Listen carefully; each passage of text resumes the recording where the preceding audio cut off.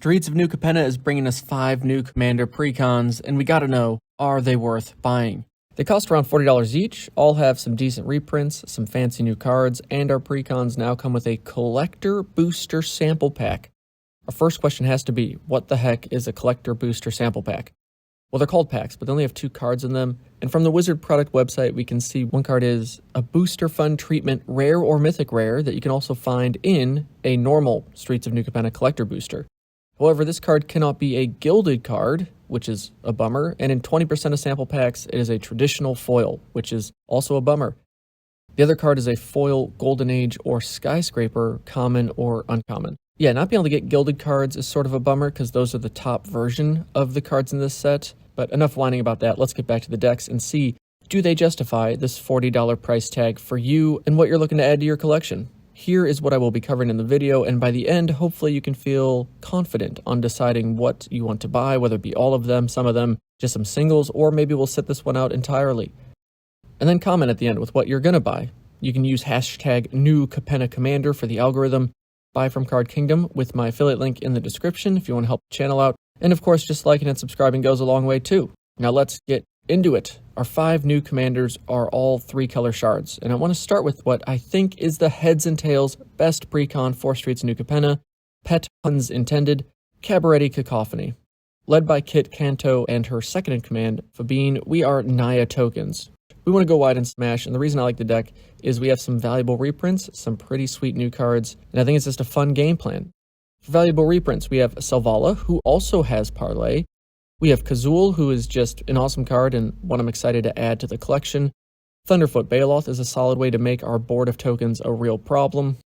Awakening Zone is a pleasant surprise for any token deck, and then Beastmaster's Ascension was a reprint I was not expecting and the most valuable one in the deck.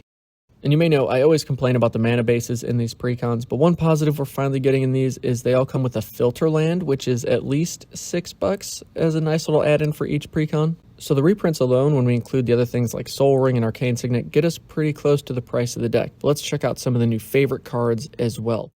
Grand Crescendo is a fantastic double white spell that at the very least just gives us a 2-mana instant speed, give all our creatures indestructible, which can be a pretty fantastic effect, as well as just be a mana sink to create a lot of tokens. Master of Ceremonies gets you all the things you want in Magic, mana, card draw, and creatures. And we're going to see white getting multiple cards like this that help with their lack of card draw in some of the other precons too. Life of the Party is not going to be the most valuable card, but flavor-wise is a personal favorite. He brings 3 belligerent friends who will all show why you don't want to drink too much at a party, because then you just wind up being that awful person going around and smashing stuff, causing absolute mayhem. But we get to be the sober person in the corner just laughing as people get annoyed at each other in their drunken rampages. Then the cards I think are sleepers, which will get better as time passes. False Floor, a board wipe that you can play around, is always powerful, as is the Exile effect. Prosperous Partnership is a sneaky way to generate a ton of value, because instant speed treasures is pretty fantastic. And then Rose Room Treasurer brings a lot of text, but basically it starts off creating you some treasures and then can turn into a mana sink to blow anything up you want. So to wrap up Cabaretti Cacophony, the reason I like this deck is every card in here helps us either make tokens or pump them up, and with all the tokens and treasures we make, we should be able to find ways to close out a game. However, 2 main drawbacks to this deck I find are the commanders I think are the weakest. I mean, they're fine, I like Parlay, they just seem a little underwhelming and a bit overcosted for the value they provide. But they're easy enough to replace, so don't let that discourage you too much. Also, in comparison to the other decks, I don't think this one has enough ramp or mana fixing. Although the treasure making helps, we still need mana to get to the treasure making, so some extra ramps or signets would be helpful here. But that's the gist of my favorite precon. Go wide, make tokens, what's not to like? Okay, next, let's take a gander at Obscura Operation, led by Camise with their second in command, Tivit. Tivit just looks so weird to me, being this sphinx with a weird body and then this human face. It's just so strange. Anyway, Camise and Tivit have a bit more obscure of a game plan, which is on flavor for them, so no complaints here. We still clearly want to get into the red zone, but we're kind of flying in. We're still making tokens, but we're having more evasion, more flying and unblockable and sneaky ways to do it versus just going wide and overrunning our opponents. Also, Obscura has the most expensive reprint in the set, at least going by prices at release. First, a card I love, Silent Blade Oni. He's over $15, which is, well, may not last, but is a sweet card to see with all of our evasive threats. And then Rexiel, the Risen Deep, is another card around $10 and not too shabby.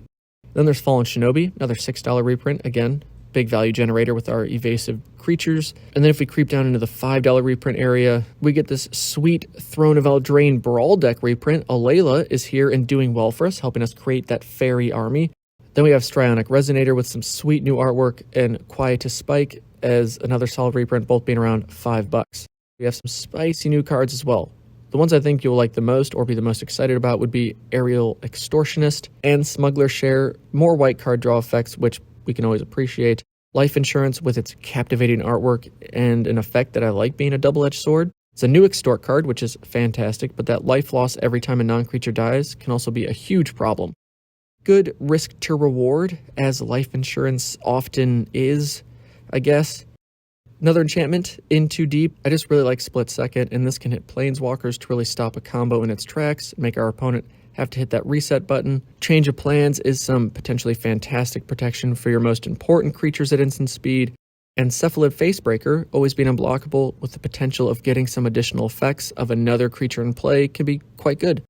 Also, I really like Currency Converter too. It's just this weird artifact that I suspect will have some crazy combos found out as time goes on. And who doesn't like having these types of cards in their collection? Also, its effect is a May ability, so you don't necessarily lose cards you don't want to exile. It just helps you maximize value of what you're doing. The main drawback for this deck for me is that all the new cards just seem fine. You know, the bulk of the value comes from those few reprints. But if the reprints don't look great here, singles are probably your best bet. It's an obscure deck, but seems pretty fun to pilot. Now let's look at Maestros Massacre, which is the most expensive of the new decks. This one is $5 more. So let's see why. Our leaders are a couple legendary vampires, Onhilo and Parnay. Onhilo lets us copy the first instant or sorcery by adding Casualty 2 to it, which seems amazingly powerful since I'm imagining we can maximize a lot of that value by playing our instants during other players' turns. Parnay also has some unique effects, so both commanders seem pretty great to me. But wait, we also get in this deck one of the most awaited tribal leaders in recent memory. We also have Cyrix, Carrier of the Flame. It's a red-black legendary Phoenix, so anyone who's been waiting to make that Phoenix tribal deck, finally you get your leader, and it's a nice flavor win with what this deck is doing, sacrificing creatures. But let's see what else we have waiting for us in this build. Sadly, our reprint value here is some of the least exciting of any of the decks. Lightning Greaves is the most expensive card, being around $8. Can't believe that card's up that high. With everything else being sub 5, save our filter land. Dimir Signet is also one of the top 3 cards being reprinted here as well. More excitingly, Clone Legion and Mystic Confluence give us all kinds of value when we cast and copy them. And Rite of the Raging Storm is also a solid $4-ish card because we need tokens to sacrifice for casualty, and this is a great way to generate one of those each turn. The point of the deck, though, is cast powerful spells and then copy them by sacrificing stuff. So let's see what new synergy and value plays we find in the new cards. Determined Iteration gives us a copy of a token creature for more casualty copying potential. Sinister Concierge is probably my favorite creature in the deck because when we sack it to casualty, it suspends itself and something else for 3 turns. And Xander's Pact comes with casualty already on it and gives us the potential to play a lot of spells at the cost of some life, which you always have plenty of, so don't worry about that. Other new cards, Flawless Forgery is more access to opponent's stuff. This time we can copy spells in their graveyard. Maestro's Confluence, it gives us options, but the only option to pick is goading all 3 players and all their creatures. I just love how much goading is coming with all these new Commander products. And then Make an Example is one of the best standalone cards in the deck. Each opponent separates all of their creatures into 2 piles, and you pick which they lose. Just to be clear, it does say piles can be empty, so you can make sure they lose nothing, or have this be quite the bargaining chip in a political move. Now, the way you win can be a bit convoluted with all the massacring we are doing, but the gist is just get a ton of value from everything we're casting and eventually get to attacking. My biggest grievances here are it is one of the most expensive decks on release, and I sort of get it because its new cards are generally the most valuable across all the decks. All in all, though, I think it looks like a fun deck if you feel comfortable piloting the combos and navigating what to sacrifice and when. Could be a great addition to your collection. Okay, next, Riveteers Rampage, which, if anyone likes cheating creatures onto the battlefield, old Toolbox is here to help us blitz in all the big baddies, along with the Beamtown Bullies, who help us cheat things in from the graveyard and goad them, which is awesome. I love this deck already. The name is Riveteers Rampage, we are Junt colors, so the game plan is clear. Ramp up into some big creatures and pummel our opponents into the ground. Top reprints, Kresh is about as big as they come and is a great card to have if you ever want to build Jund Voltron. Shout out to my buddy Tyler who destroyed my hopes and dreams with Kresh a few times in my early Commander days. Avenger of Zendikar is the most valuable reprint in the deck, and a card anyone who's ever played it will tell you is a crowd pleaser. And then World Shaper can get us a whole bunch of lands back from our graveyard. Other nice reprints, Temur Sabertooth is a great card for combos. Kessig Wolfrun helps our big stuff have trample, and we can definitely put that to use here. And then we also get a Blasphemous Act, a personal favorite board wipe for us in red in that $3 range. Now, new cards I love in this deck. The first one, simply because of the name, Dodgy Jalopy. What a name for a card. No way you could ever cut this from the 99, and I wish it could be a commander. Then Protection Racket is a risky way to potentially draw a lot of extra cards. Unfortunately, our opponents get to see them, though, and they can pay life to exile them. But if they don't, that's a lot of potential extra card draw. And Reign of Riches is another personal favorite. It gives every first spell we cast each turn Cascade, so long as we use a treasure to help cast it. And the chaos of Cascade is always fun. Then we have Jolene, the Plunderer Queen, who helps us create treasure, and our opponents get a little incentive to send some creatures at our opponents instead of us. Mezio Mugger can ruin our opponents' plans if they like to scry or cheat stuff to the top of their libraries. And Turf War, I don't actually think is that great of a card for 5 mana, but the idea that we are now fighting for each other's actual land cards seems too unflavored to not like. The deck, for whatever reason, just has me excited to start brawling and blitzing creatures in and just having a lot of fun. My biggest concern here, though, is we have 39 lands on top of 5 mana rocks, which seems a little land heavy, and we are trying to do a lot of expensive things, which, yes, Toolbox helps with, but at the very least we know what to cut for those first few upgrades we want to include. Outside of that, though, I think it's a fun-looking deck. Okay, on to the last one, which is Bedecked Brokers. We are led by Perry the Pulverizer and his second-in-command, Kroos, Defense Contractor. Perry's all about those counters, while Kroos is a cat advisor, after my own heart, looking to goad our opponents for being greedy. I love goading. Have I mentioned that yet? Our plan revolves around building out a wide board, probably with a good deal of tokens, and then having all of our stuff protected by shield counters and pumped up with 1/1 counters. Our top reprints are not that exciting though, as this deck is competing for lowest overall value. Devoted Druid was at one point the most expensive card, but that's because all the scalpers out there trying to profit off it and driving the price up before these precons were fully spoiled. Thankfully it got reprinted here and is currently around $5. Steelbane Hydra, another Eldraine Brawl deck reprint, around $5 or $6, and Janara is another top reprint I guess, and is around $3. Then Rishkar's Expertise, another solid green spell you always enjoy playing. In the land department, we got a couple good hits, with Karn's Bastion helping with Proliferate, and Nesting Grounds is another $3 reprint. What about the new cards, though? Resourceful Defense is definitely one of the cards people are most excited about, and wondering if this will wind up as one of the most expensive cards across all the precons as time goes on.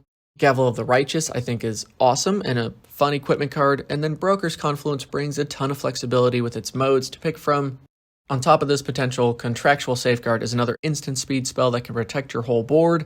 Shield Broker, I like a lot, even though stealing creatures is a very salt-inducing move. So is being a broker in general, so at least it's on flavor. And Damning Verdict can be one of those game-winning board wipes if we have the right setup to make it a fairly one-sided move against, well, I guess all of our opponents. And that be our decked out brokers. I do have a shout out for Denry, because they copy all their counters and put that many on your non-token creatures entering the battlefield under your control. Just a ton of value and can be another fun build-around option later on for you. I have the same concerns here though as the other precons. 38 lands and a lot of mana rocks feels heavy. The value isn't great here, so I think you could build a suitable replacement for this, cheaper than the precon. Just going the singles route and building from whatever you get in a pre-release kit, or if you were buying a box, using cards from there.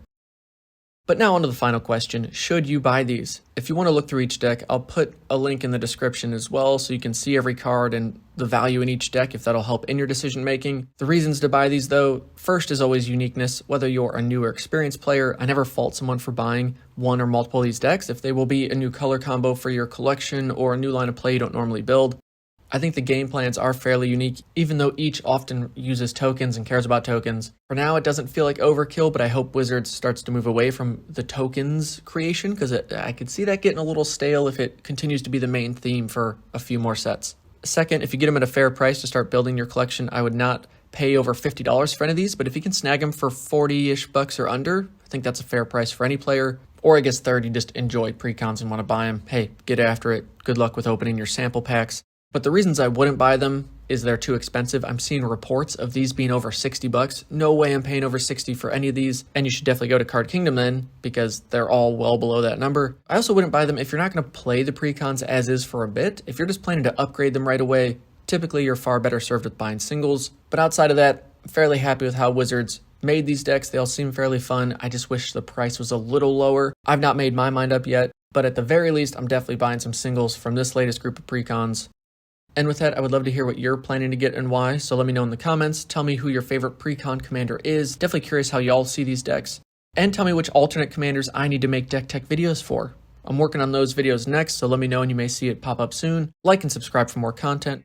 Really appreciate y'all watching. Hope this video helped you in making your decisions, and we'll see you in the next one, my friends. Take it easy. Peace.